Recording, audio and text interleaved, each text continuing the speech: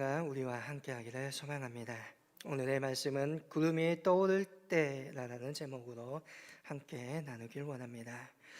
오늘 이 시대를 살아가면서 우리가 처하고 있는 삶의 현실을 보면 무엇인가 부족한 것이 또는 만족스럽지 못하다라고 느껴집니다.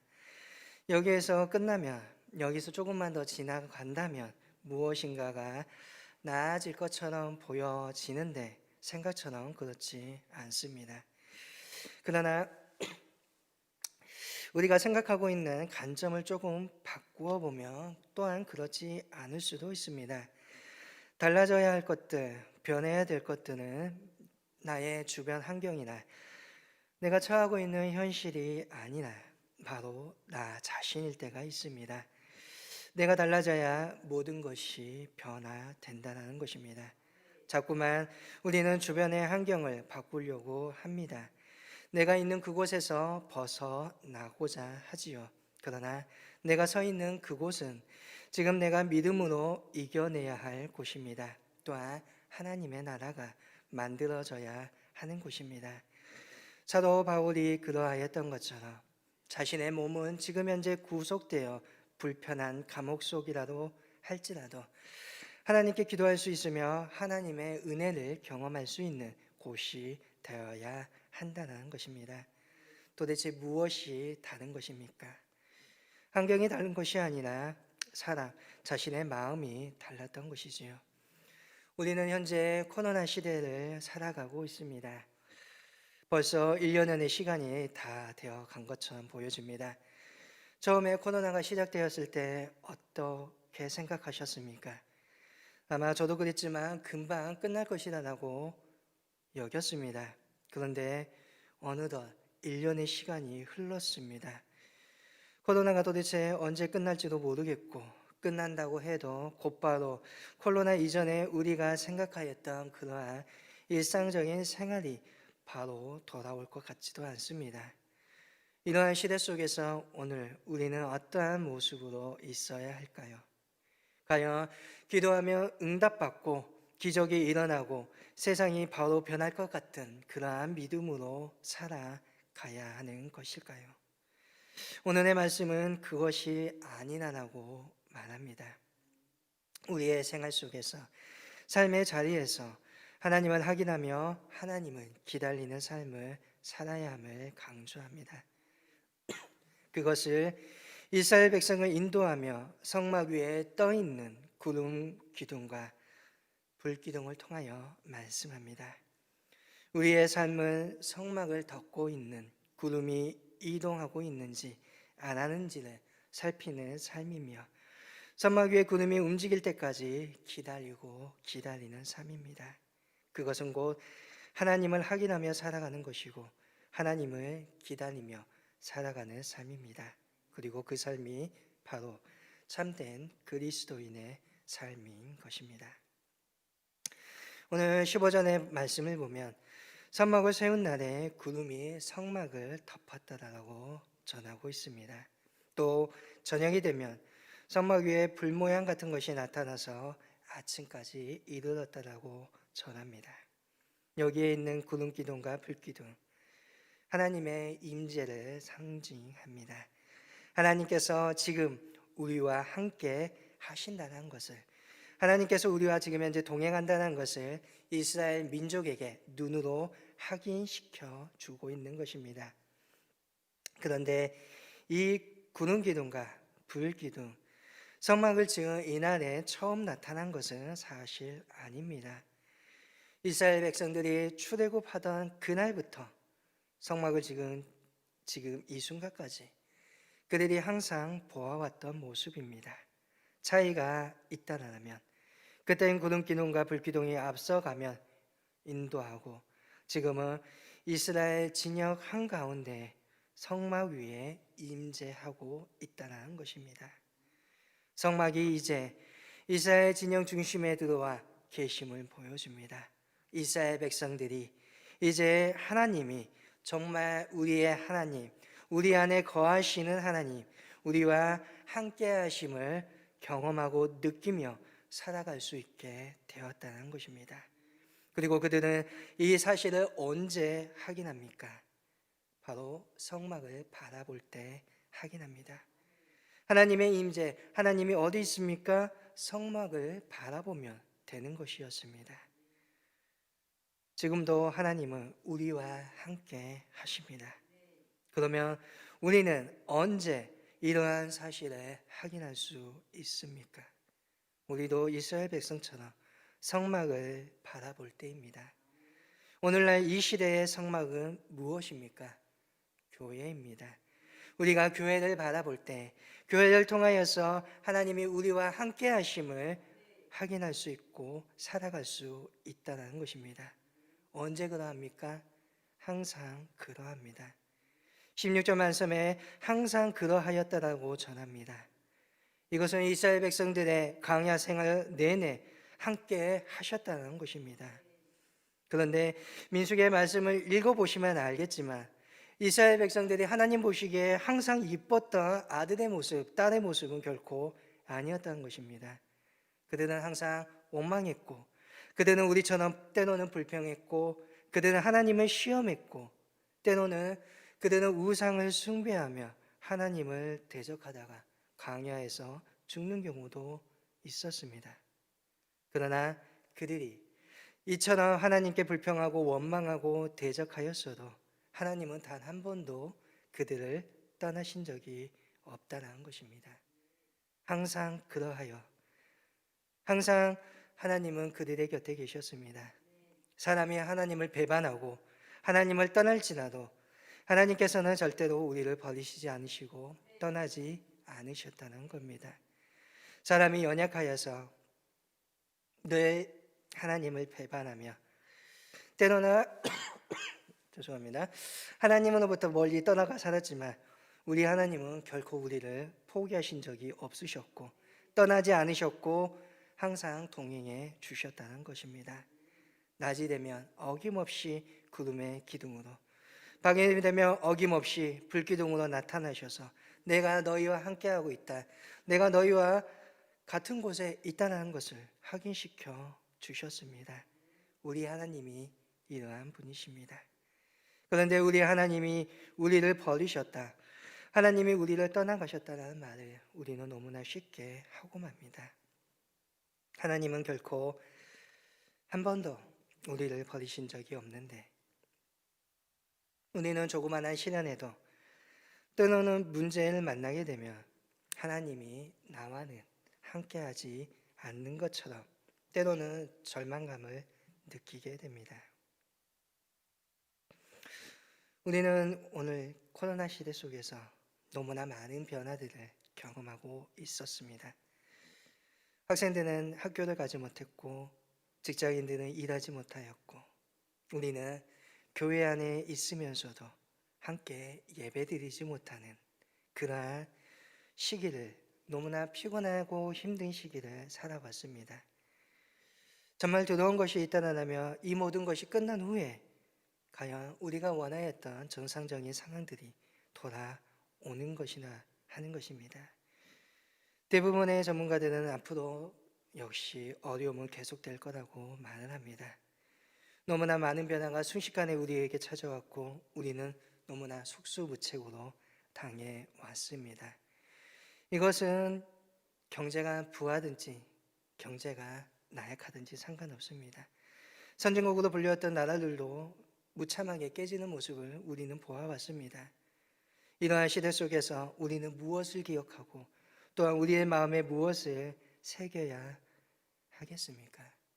이스라엘 백성에게 하나님이 그러하셨던 것처럼 결코 하나님은 우리를 떠나신 적이 없다라는 사실입니다. 지금도 구름 기둥과 불 기둥으로 우리와 함께하고 계십니다.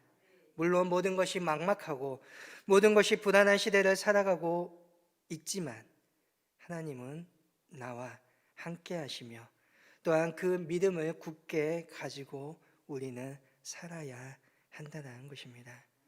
주님을 바라보며 하나님의 사랑을 확인하는 그 믿음으로 우리는 결코 포기하지 않는 믿음으로 우리의 삶을 살아야 합니다.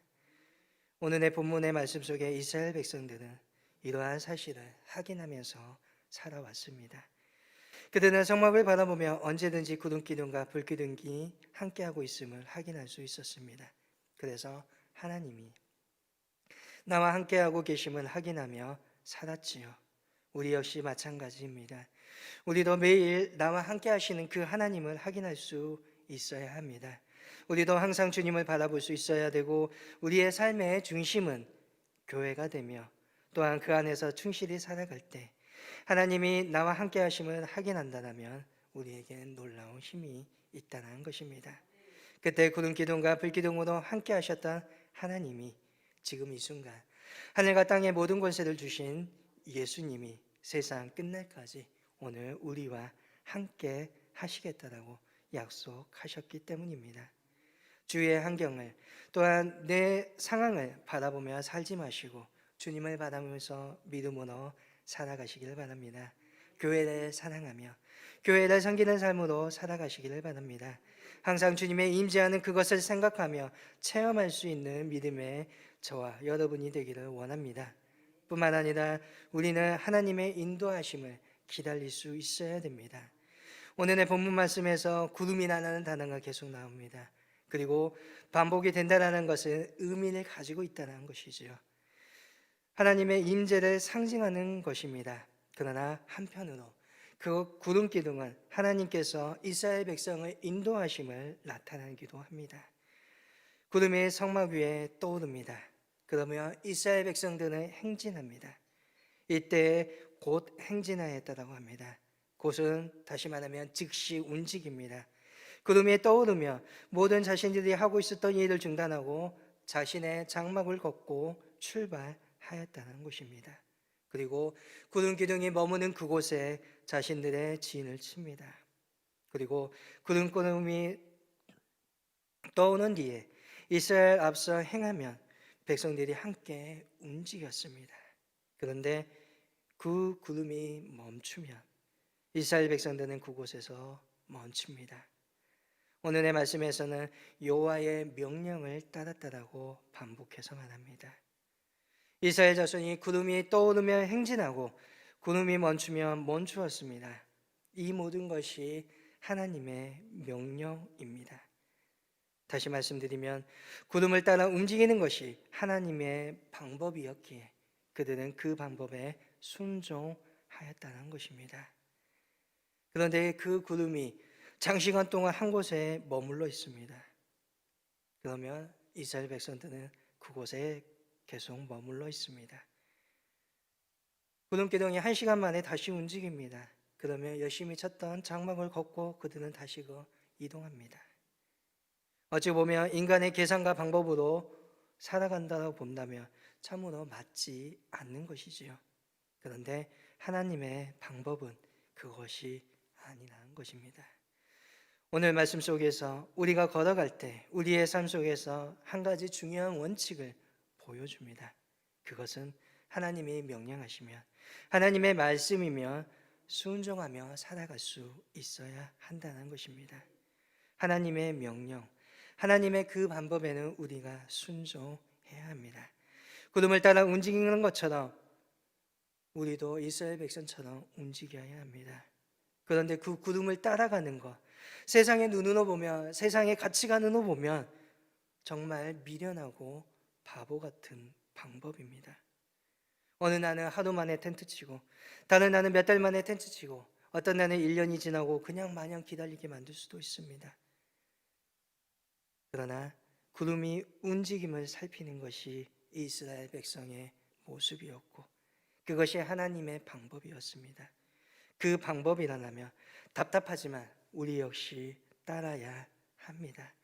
하나님께서 그렇게 움직이시면 우리는 하나님의 백성으로서 그렇게 움직일 수 있어야 합니다.